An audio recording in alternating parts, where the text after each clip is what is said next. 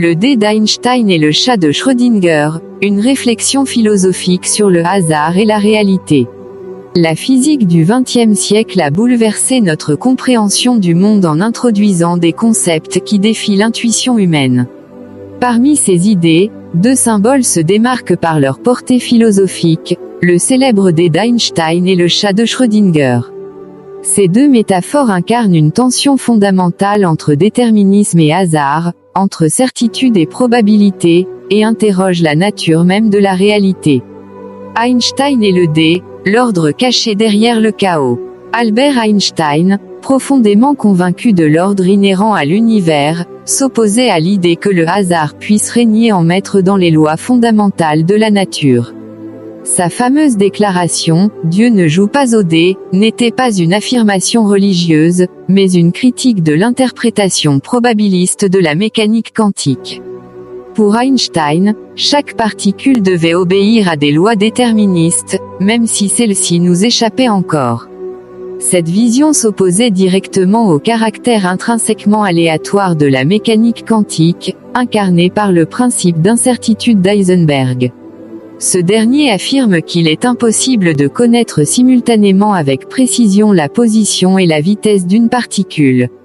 Einstein voyait dans cette incertitude une limite temporaire de notre compréhension, non une propriété fondamentale de la nature.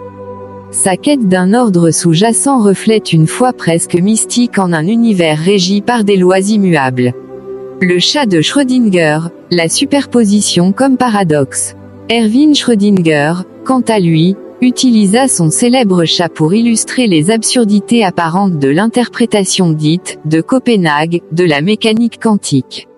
Dans son expérience de pensée, un chat enfermé dans une boîte est simultanément vivant et mort tant qu'on n'a pas observé son état. Ce paradoxe met en lumière la notion de superposition quantique. Avant toute mesure, un système peut exister dans plusieurs états à la fois. Pour Schrödinger, cette idée était absurde lorsqu'appliquée au monde macroscopique. Pourtant, elle reflète une vérité fondamentale du monde subatomique. Les particules existent dans un état flou jusqu'à ce qu'une observation vienne effondrer cette superposition en une réalité unique. Ce paradoxe soulève des questions profondes sur le rôle de l'observateur dans la définition même de la réalité. Déterminisme contre probabilité, une lutte conceptuelle. Le dé d'Einstein et le chat de Schrödinger incarnent deux visions opposées du monde. D'un côté, Einstein défendait un univers où chaque événement est déterminé par des causes précises, même si celles-ci sont cachées. De l'autre, Schrödinger illustrait les implications radicales d'un univers gouverné par des probabilités et des états multiples. Ces visions reflètent aussi une tension philosophique plus large entre deux conceptions du réel. Le déterminisme classique repose sur l'idée que tout est fait à une cause identifiable, tandis que la mécanique quantique suggère que certains événements sont fondamentalement imprévisibles. Cette incertitude remet en question notre capacité à comprendre pleinement le monde qui nous entoure.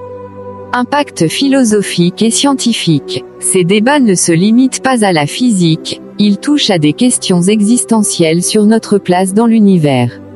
Si le hasard joue un rôle fondamental dans les lois naturelles, cela implique-t-il que notre existence est également soumise à cette incertitude? Ou bien y a-t-il un ordre caché que nous ne percevons pas encore? Scientifiquement, ces concepts ont ouvert la voie à des technologies révolutionnaires comme l'informatique quantique ou les expériences sur les états superposés. Mais philosophiquement, ils nous confrontent à nos propres limites cognitives. Pouvons-nous jamais saisir pleinement une réalité qui semble échapper à toute description définitive? En fin de compte, le dé d'Einstein et le chat de Schrödinger ne sont pas seulement des outils scientifiques ou des paradoxes abstraits, ils sont des invitations à réfléchir sur les fondements mêmes du réel. Ils nous rappellent que la quête humaine pour comprendre l'univers est autant un voyage intérieur qu'une exploration extérieure.